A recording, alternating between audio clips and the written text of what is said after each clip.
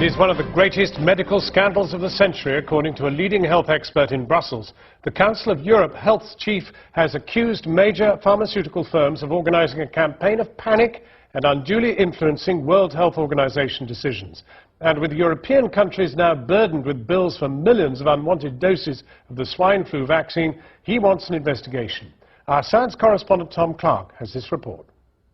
Flu viruses can spread. 64,000 people dead, tens of thousands hospitalised, a country crippled by a virus. The predictions of the impact of swine flu on Britain were grim. The government's response, spending hundreds of millions of pounds on antiviral drugs and vaccines, adverts and leaflets. But 10 months into the pandemic, only 355 Britons have died, and globally, the virus hasn't lived up to our fears. Were governments misled into preparing for the worst? Politicians in Brussels are now asking for an investigation into the role pharmaceutical companies played in influencing political decisions that led to a swine flu spending spree. There must be a process to get more transparency, how the decisions in the WHO, how they function, and who is influencing the decisions of the WHO, and what is the role of the pharmaceutical industry there. I'm very suspicious about the processes which are behind this pandemic. The Council of Europe Committee want the investigation to focus on the World Health Organization's decision to lower the threshold required for a pandemic to be formally declared. The world is now at the start of the 2009 influenza pandemic. They also want to probe ties between key WHO advisors and drug companies. The world has been subjected to a stunt for their own greedy interests of the pharmaceutical companies. It was supposed to be a deadly pandemic, but it's so far nothing more than a serious cold. And it's left a lasting headache as a debate rages over whether pharmaceutical companies deliberately misled governments about the seriousness of swine flu to make them stockpile vaccines. The legal standards organisation, the Council of Europe, will gather the arguments.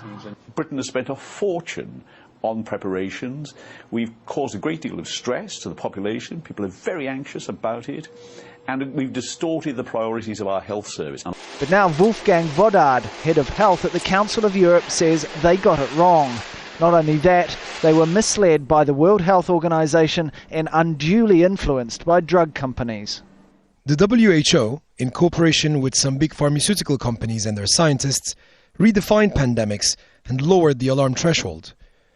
Those new standards forced politicians in most states to react immediately and sign marketing commitments for additional and new vaccines against swine flu and spend billions of dollars to catch up. Having committed to buy the vaccines, Dr. Wodarg says health officials then sought to justify their decision. Never before the search for traces of a virus was carried out so broadly and intensively. Besides, many cases of death that happened to coincide with seropositive H1N1 lab findings were simply attributed to swine flu and used to foster fear. Dr. Wodarg says the H1N1 vaccine was not sufficiently tested and was needlessly exposed to millions of healthy people. Drug maker GlaxoSmithKline have responded by saying, allegations of undue influence are misguided and unfounded. The WHO declared that H1N1 swine flu met the criteria for a pandemic. Responding to it has required unprecedented collaboration. As WHO has stated, legal regulations and numerous safeguards are in place to manage possible conflicts of interest. It was pushed to do so by big pharmaceutical companies who wanted to make big money by fueling fear. Here in India too, public health experts say this isn't the first time WHO has pushed for programs, even though they're not needed in the country. French pharmaceutical expert Dr. Marc Girard believes that the H1N1 pandemic flu was far from being the worst pandemic in recent history. Many like him had warned last summer that the novel flu was not as virulent as the WHO was claiming, and that the swine flu vaccine was developed in a hurry and has serious side effects.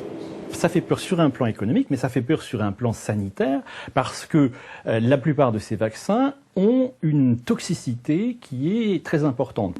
Et finalement, ce qu'on appelle l'OMS sont des sous-groupes d'experts qui sont des experts, des sous-groupes qui sont créés généralement par l'industrie pharmaceutique, financés par l'industrie pharmaceutique, noyautés par l'industrie pharmaceutique.